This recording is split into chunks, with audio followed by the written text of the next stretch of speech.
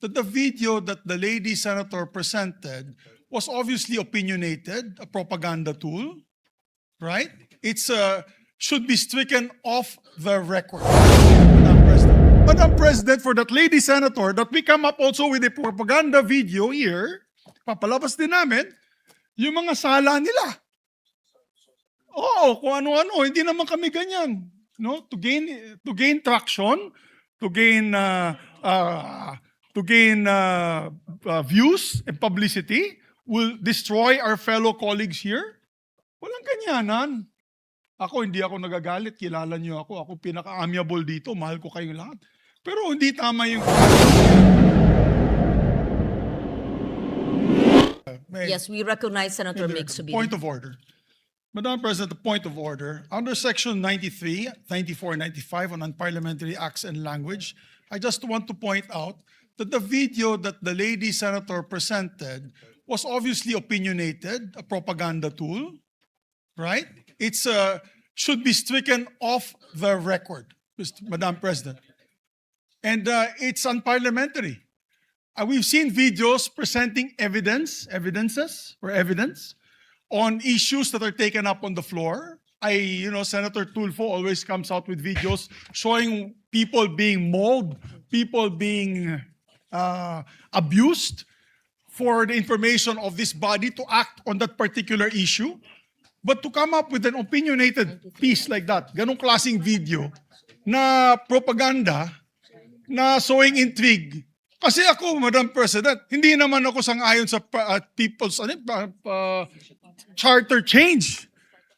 I was the first one in this institution who fought that kind of move with the PI, and all of us together, kaming lahat, for the first time in the history of the Senate, 24 senators tumayo dyan at pinasapu natin yung Contra People's Initiative, na fake People's Initiative, na talagang kinall out natin yung lahat ng grupo ng tumutulak nun, from the Speaker and even Malacanang, kinalaban natin.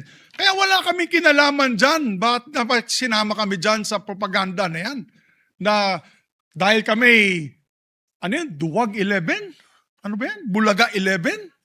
At grade 13? That should not be shown here. Because what will stop us now, Madam President, for that lady senator, that we come up also with a propaganda video here, papalabas din namin, yung mga sala nila.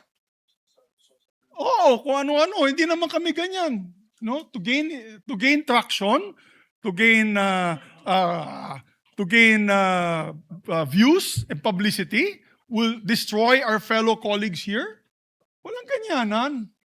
Ako, hindi ako nagagalit. Kilala niyo ako. Ako pinaka-amiable dito. Mahal ko kayong lahat. Pero hindi tama yung pangyayaring iyon. Hindi ba? Kung galit po kayo, magsalita po siya dyan, magalit siya sa gobyerno niya, magalit siya sa kapatid niya, murahin niya kapatid niya. Pero wag naman niya idamay yung mga tao na walang kinalaman dyan. Katulad niyan, never ako kinausap ni Senate President Soto.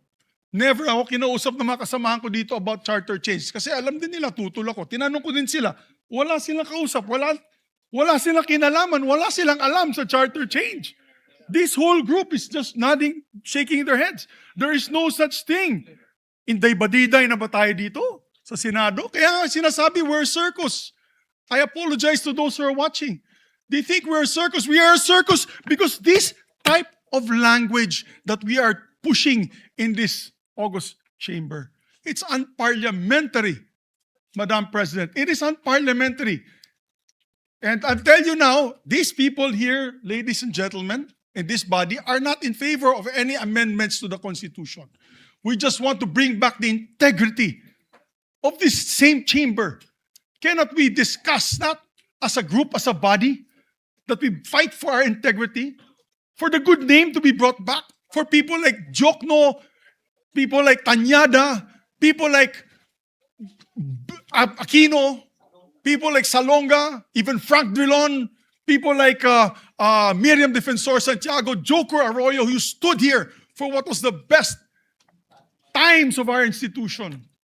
Have we forgotten that and we've made it already like a circus? Madam Chair, I do not agree. Because I'm not Macamarcos. I'm not, so when you come up with a propaganda tool like that, hitting all of us, it makes us look that we are, nasa panig po kami ng mali at nasa panig po kami ng mga demonyo. Diba? May panindigan po kami lahat dito, Madam President. So therefore, you can see my passion on this. I move to strike the horrible propaganda video off the records of this great institution, Madam President.